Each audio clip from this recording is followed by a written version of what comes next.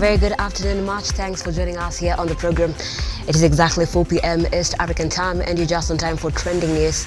I am Nancy Nalima, and do stay with me for the next few minutes as I bring you up to speed with the latest. You can also catch this live stream across all our social media platforms, where we are at Lookuptv on Twitter, Lookuptv on Facebook, and Lookuptv on our YouTube channel. Let's begin. Embakasi East Member of Parliament Babu Owino, who was arrested on the eve of the anti-government demonstrations, has been transferred from Wanguru Police Station in Kirinyaga to Nairobi Area Regional Police Headquarters under tight security. His lawyers, led by Ndego Njiru, claim that their client is being held unconstitutionally and is being denied access to food and medication. On the progress of our case and the fate of our client. Like you all know, we were here by 10 o'clock in the morning after Babu Owino was whisked away from Wanguru Police Station. We expected that upon him being brought to this police station, he would be processed for court purposes.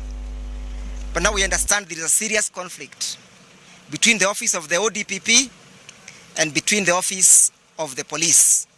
Of course, being led by one, the DCI Almin, and the Inspector General Kome.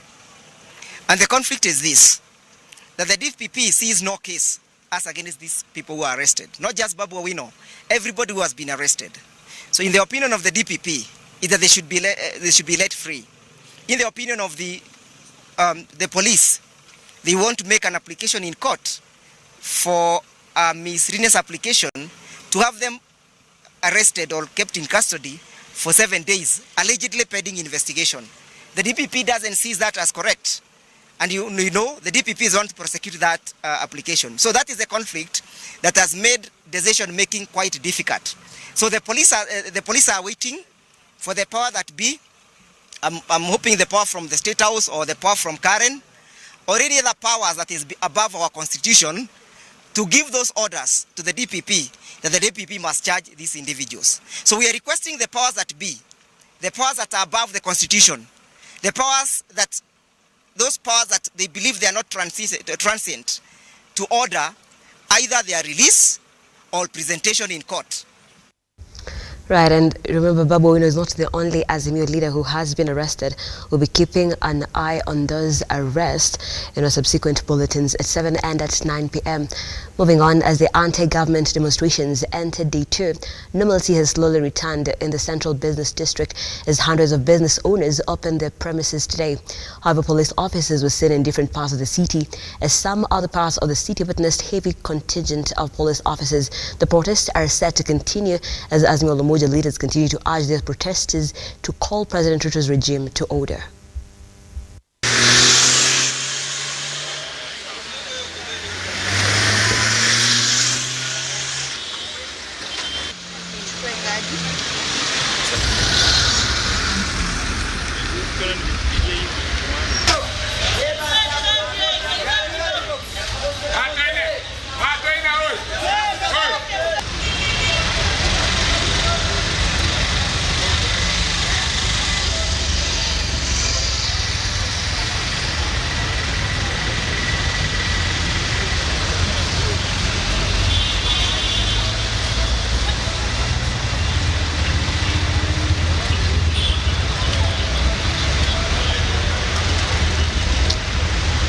Leo watu wako town, yes, wamekuja wamejaa. Mimi nafanya kwa hoteli hapa, lakini hawaingii kwa hoteli kukula. Wako tu watu wanatembea, bado wako tension kidogo. Tuone venye leo itakuwa, maybe tena kesho tuone venye kutakuwa. But tunaomba tu mambo ya maandamano ishe, tuendelee na biashara yetu kama kawaida. Juu sisi tunaumia bana. Kwa sasa hata ile kidogo tunapatanga haiko. Sasa mambo yanaendelea kuwa wasi hata kuliko venye ilikuwa. Hiki tu maandamano ishe tu. Uchumi rudi kawaida, watu waendelee na kazi, at least wapate mkato kwa meza bana. Magari ziko lakini watu hakuna. Sinakuja sinajaa tu kwa stage. Gari inakaa sali moja kama injajaza. Sasa ile kitu mimi naweza sema na saomba hiyo maandamano kabisa iwache tu, tuache tu tufanye kazi juu bwana tunaumia bwana, tunatafutia watoto. Maisha ni ngumu sana. Sasa itabidi waache kunini. Watu yani kusikue na hizo maandamano. Ndio sasa tuendeleze na life vizuri sasa. Idadi ya wateja hakuna, kama jana hakujakuwa chochote. tumefanya kazi kidogo sana, tuseme magari kama mawili, kazi kaisha. Kama leo si unaona hakuna watu kabisa. Ni kungangana tu, tunangangana. Right, those are live pictures earlier on in the Nairobi Central Business District, and we'll be able to follow up what is happening right now and as well in different other counties that have set on the day 2 of the anti-government demonstrations. And now to the schools. Following the government's directive which ordered schools to be reopened amidst the anti-government protest, some schools around Nairobi are yet to resume learning activities. In Woodley Secondary School, Kibra Sub-County, only a handful of students reported to school today, with the school principal noting that parents are still concerned about the children's safety.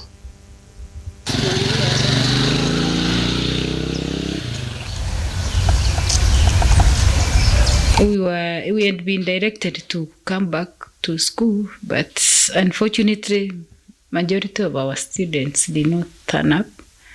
Only 27 were in school, and we have released them at around 11 because we have heard that there is some tension in Kipra, and majority of our boys are from Kipra sub-county. So I would hate to have them mix with those groups that are there. A few teachers had turned up, but they have also left because there is no learning that is going on. So we don't know whether they will turn up tomorrow, but there are some parents who are a bit worried. I've received a few calls and they're like, what is happening? But now I told them we are also fearing for the lives of the students. But the demonstrations are really affecting the running, especially this area of Kipra. I feel that we are losing a lot, but we have no otherwise because now we have to save lives. There's so many lessons for those few days or the days that we have had maandamanos. So we find that the syllabus is lagging behind. Like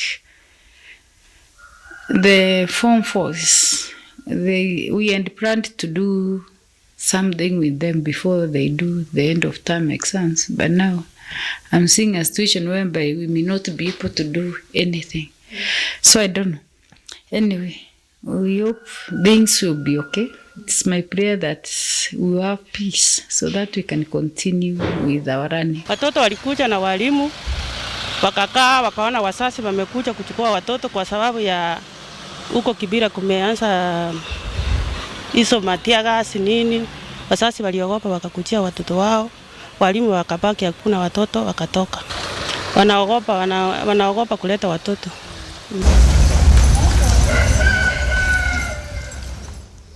Now, residents of Masol area, West Pokot, are facing starvation due to the severe drought that continues to ravage the county.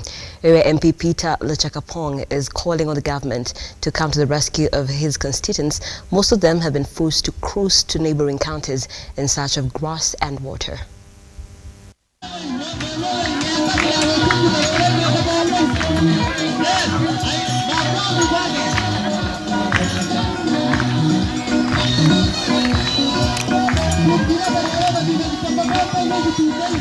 Watu wanalia sana mambo ya maji kwa sababu hapa mtoni ni mbali.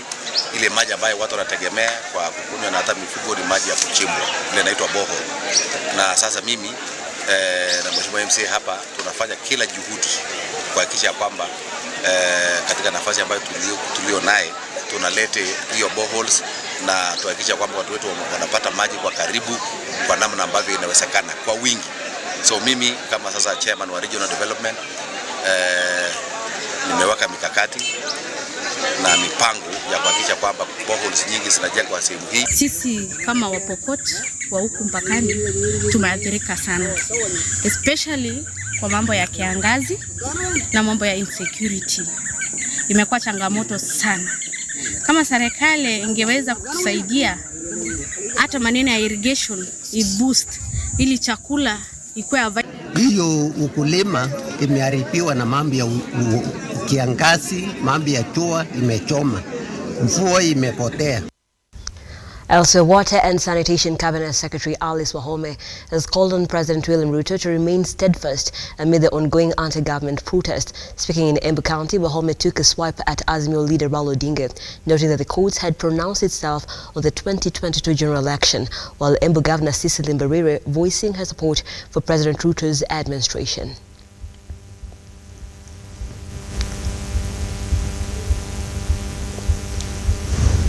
We must choose to either build or destroy. Kenya is a constitutional democracy. I said Kenya is a constitutional democracy. We have order and the rule of law. If we agree that we are in a constitutional democracy, we have agreed elections are conducted in a particular manner, kuna sheria ya they cannot entertain and continue to entertain grievances which are planned by way of mandamano. That cannot be our destiny as a country, and this must now be the end of mandamano. And we have told the president we are his supporters. I'm his minister. I was in the trenches looking for this government myself. We supported the president.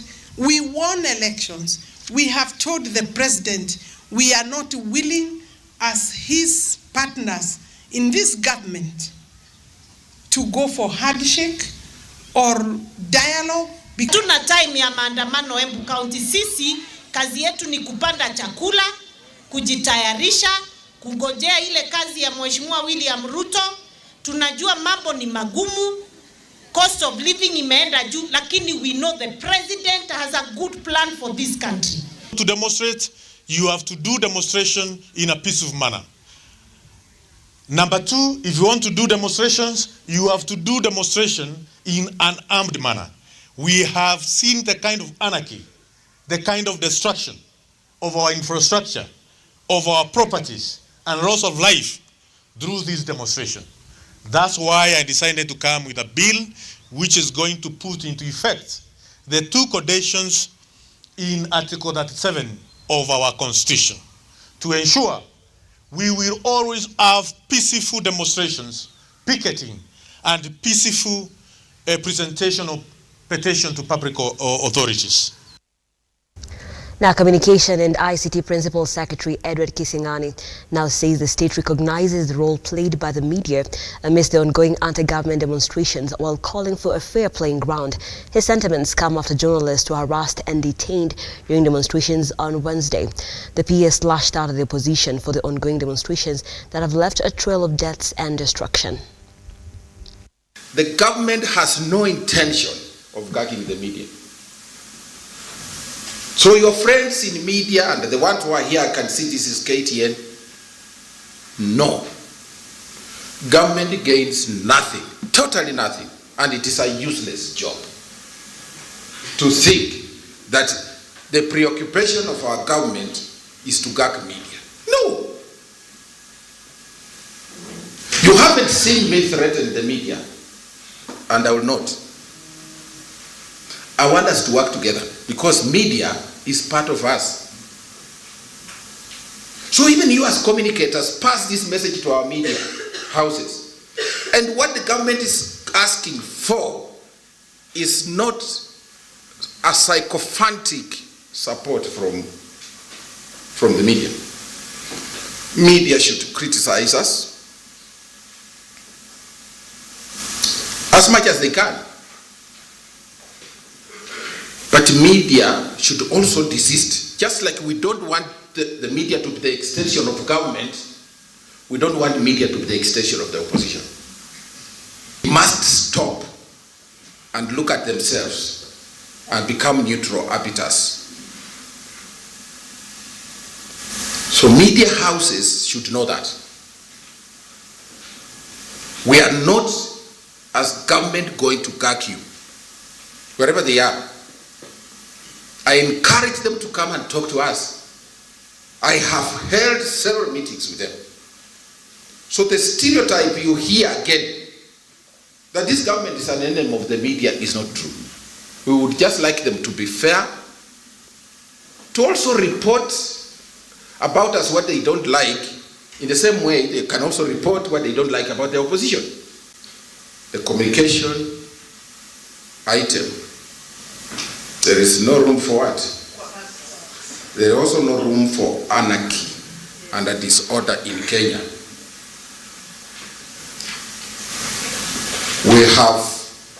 You have seen what government is doing. The disturbances you have been watching happen in our country will come to an end. So tell our people, there is no room for panic. There is no power vacuum. We elect our leaders. We don't impose our leaders on the people. And now let's get sporty. After losing their opening match against Samoa at Nyayo Stadium, the Kenya Under-20 rugby team Chipu will play their second match against Spain today at Nyayo National Stadium. Chipu lost to Samoa on 25-34 in their opening game. Head coach Curtis Olago has made changes to tighten his squad out of the game as they sit third on the log with a bonus point from their opening game. And we've come to the end of this broadcast, but let me bring you up to speed with what you can expect in our subsequent bulletins at 7 p.m. and at 9 p.m. Remember, today is the day 2 of the Azimio demonstrations. As we have seen in the story that we did earlier, a lot is slowly coming back to normal, but not just quite yet. And the official opposition leader, the Azimio leader, Raila Odinga, is yet to be seen. So his whereabouts, we're also going to be questioning that in our bulletin later on as we seek to find out. And as and at when we know, we will let you know as well. We'll also be looking at a few things, of course, a few responses from the government, from the CS of Water, Alice Wahome, as well as other ministers who are just weighing in on the Azimio demonstrations that they see has brought a lot of destruction and loss of lives as well. That are just some of the stories that we are working on right now. And of course, schools have reopened. Remember, they had closed yesterday owing to the demonstrations, the anti-government demonstrations led by the Azimio coalition. And therefore, the Interior Ministry and the Ministry of Education had closed schools just for a day, and now today they're back in school, but now hesitant as well. Not all parents have allowed their children to go to school. That is a story that we'll be bringing your way later on. And as well, still a lot of sporting action happening even in the midst of the anti-government demonstrations. Keep it right here on Lookuptv. We appreciate you for watching. I am Nancy Lima. Have a lovely afternoon.